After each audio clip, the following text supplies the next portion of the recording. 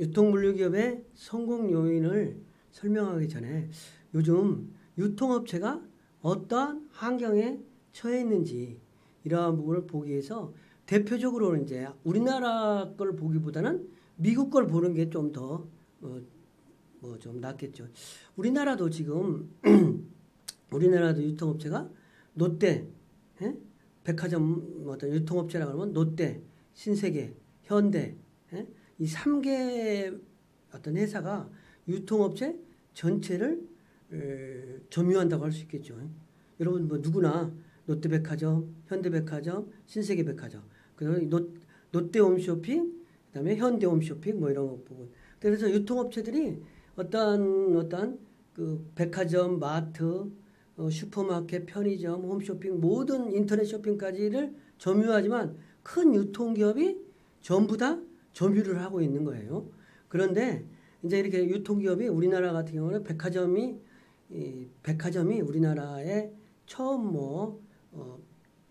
롯데백화점이 창립한 지가 79년, 그러니까 80년도에 백화점이 처음 생긴 거죠. 그랬는데 지금 이제 우리나라에 80년대에 생긴 백화점이 이제 막 무궁무진하게 발전하다가 롯데백화점, 현대백화점, 신세계백화점 3대 백화점 유통업체가 축을 이루는데 요즘에는 이제 비대면 시대가 되다 보니까 어떠한 일이 발생되는 거예요. 롯데, 미도파, 롯데, 신세계, 현대 이러한 축에서 이제는 쿠팡이라는 회사가 나타나고 컬리라는 회사가 나타나고 그래가지고 유통업체가 지각적인 변동이 일어났죠. 그런 것처럼 소매업에서도 어떤 지각적인 변동이 일어나는 거예요. 근데 미국에서는 온라인이 발달하고 오프라인 점포가 미국에서도 어떤 소매업계에 재앙이 습격됐다는 거예요. 그래서 실질적으로 미국이 소매업이 막 붕괴되는다는 거예요. 붕괴. 그래서 실질적으로 2017년도를 예를 들자면 개점 점포의 2배에 달하는 숫자만큼이 폐점을 한다는 거예요. 그러니까 오프라인으로 영업하는 소매점에서는 망하고 온라인 아마존이라든지 뭐 이러한 업체들이 어떤 발달하는 이러한 부분이 되는 거죠. 이렇게 발달하는 거는 그 지각 변동을 하는 거는 소비자가 변하고 세상이 변하기 때문에 그런 거예요. 그래서 소매업이 향후 5년간이라는 부분이 지난 50년보다 더 많은 변화가 있을 거다. 이러한 부분은 뭐냐면 소비자와 환경이 변하니까 유통업체가 바뀐다는 거죠. 이러한 소비자의 환경이 변화 부분에 있어서 변화니까 유통업체가 그 변화에 대응해야 되만 성공할 수 있겠죠. 그런 의미에서 소매업의 어떤 성공 요인이 무엇인가 이러한 거를 생각해 보는 걸로 어떤 이번 시간 여러분들과 같이 어떤 이야기를 해보자 하는 거예요. 그래서 소매업의 성공 요인이 뭐냐? 그러면 우리가 여러분들도 다 생각할 수 있겠지만 소비자는 구매의 편리성이라는 부분이 중요한 요인이잖아요. 그래서 구매가 편리하다는 거. 그래서 편리성이란 소비자에게 편리성이라는 용어. 그래서 요즘에 편의점이 잘 되고 있잖아요. 대형마트는 소비자는 번거롭고 집에서 어떤 주문하면 인터넷 업체 갖다 준다는 거죠. 그런데 편의점 같은 경우는 편리하게 구매할 수 있다. 그런 것처럼 편의점이 편리하게 구매할 수 있는 것처럼 인터넷에서 그냥 쉽게 구매할 수 있는 그러한 것도 편리성이라고 보는 거죠. 그러니까 온라인 업체가 또 발달하는 거죠. 그래서 편리성이라는 주제가 되게 강조되고 있다. 두 번째는 가치가 중요시되고 있다. 가치. 가격이 싼 것보다는 가격뿐만 아니라 가격도 싼 것도 중요하지만 가격보다도 또 소비자가 원하는 가치를 제공해 주는 것이 무엇인지 이런 부분. 그 다음에 또 다른 요인은 경험을 학습하는 요인. 소비자가 단순하게 상품만을 구매하는 것이 아니라 소비자는 어떤 경험을 공유하는 거죠.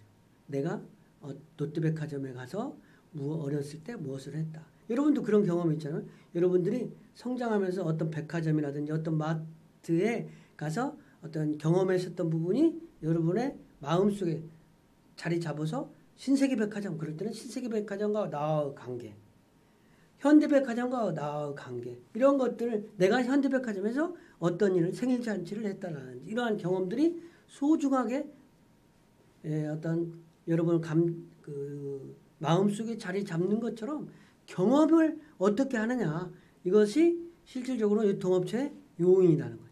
그 다음에 이제는 고객이 같이 참여하는 것이 중요하다. 소비자가 단순하게 상품을 파는 공간이 아니라 소비자와 함께하는 공간으로서 역할을 한다는 거죠.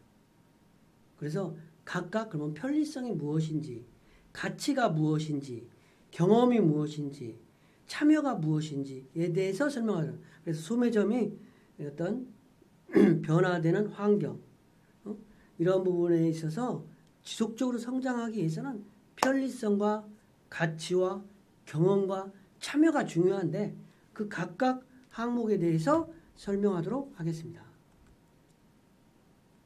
먼저 성공 요인으로서 편리성에 대해서 이야기하면 소비자가 구매하는 데 있어서 편리해야 된다는 거죠.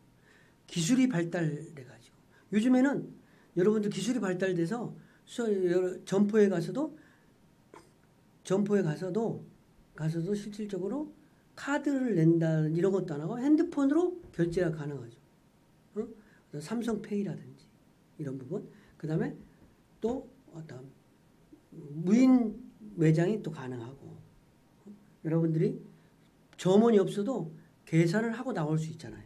그러면 주문을 쉽게 할 수 있는 거죠. 옛날에는 주문을 가서 했었는데 이제는 비대면으로 주문이 가능하잖아요. 그리고 요즘에는 배송이 또 중요하다. 예전에는 유통업체 그러면은 큰 매장을 가지고 있는 부분이 가장 핵심적인 요인이었어요. 넓은 매장, 편리한 교통 이런 것이 핵심적인 요인이었다면 이제는 배송으로 다 되니까 매장이 없어도 판매가 되는 거예요. 매장이 없어도. 그 다음에 어떤 편리성은 픽업의 편리성. 계산은 내가 인터넷으로 하고 픽업은 친구가 선물을 가져간다는 이런 방법이 있을 수 있어요. 이게 편리성이라는 부분이에요. 그래서 편리성이라고 하는 건 4차 산업혁명에 의해서 기술이 발달되면서 진보되는 거 같이 연결이 된다고 할 수 있는 거죠. 그 대표적인 걸로 인해서 이제 어떤 인공지능 로봇팔이라든지 안면 인식, 이제 어떤 카드로만 하는 부분이 아니라 안면 인식에서 보안 장치 이런 것들이 쇼핑 환경에 접목돼서 어떤 무인 슈퍼마켓이 나온다. 아이스크림 무인 매장 이런 거는 여러분들도 많이 경험도 하고 지금 현재 아이스크림 무인 매장은 많이 있는 걸 여러분들이 알고 있잖아요. 그런데 그 부분을 더 따라서 무인 매장이 많이 이제 활성화되고 슈퍼마켓이 자체가 무인화된다. 그리고 이제 이런 것들이 이제 호텔 같은 데서도 간단한 기술이 발달돼서 로비도 없고 키도 없고 전화도 없이 그냥 옛날에는 어떤 무인텔이라는 어떤 무인 모텔 정도만 상상했었는데 이제는 호텔도 다 무인화된다는 거죠. 두 번째 성공 요인, 첫 번째는 편리성을 이야기했다면 이번에는 가치에 대해서 좀 이야기를 하자면 가치라고 하는 건 뭐냐? 이제는 소비자들이 상품을 사는 것을 단순하게 상품만을 사는 것이 아니라 가격 쪽을 지불하고 상품을 구매하는 게 아니라 엔터테인먼트 이러한 것과 같이 가치를 구매하는 것이라는 거죠. 그래서 가격은 말할 것도 없이 재미를 주는 그래서 보물찾기와 같은 매장을 구상한다는 거죠. 그래서 실질적으로 일본에서 삐에로 보물찾기와 같은 매장이 했었는데 우리나라에서도 신세계에서 접목해서 그렇게 보물찾기와 같은 매장을 구성한 사례가 있는 거죠. 그 다음에 프라이베이트 다이베라서 고객이 어떤 나만을 위한 어떤 상품을 주문 제작하는 맞춤 양복이라든지 이러한 것처럼 가치를 제공하는 방법으로 소비자에게 소구형한 지속적인 성장이 가능하다는 거죠. 그러면 이제 경험, 세 번째 요인으로서 어떤 지속적인 유통업체가 성장하기 위해서는 편리성, 가치, 경험에 대해서 이야기를 하자면, 경험은 소비자가 오래 머물 수 있게 하는 매장을 만드는 게 가장 중요하겠죠.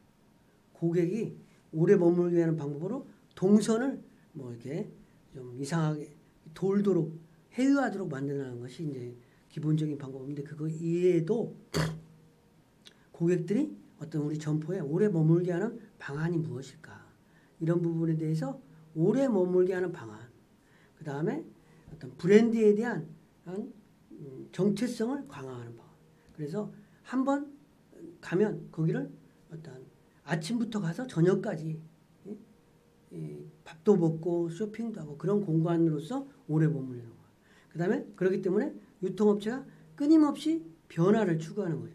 지속적인 인상을 주고 잠재 고객을 유치할 수 있는 어떤 그러한 부분으로 끊임없이 변화를 통해 하면은 소비자가 새로운 고객을 유치할 수 있는 거죠. 그 다음에 확대, 특정 제품군에 대해서 어떤 제품군 확대. 요즘 같은 경우는 반려동물이라든지 이러한 산업이 발달되니까 반려동물과 관련된 상품이라든지 머천다이징을 많이 해요.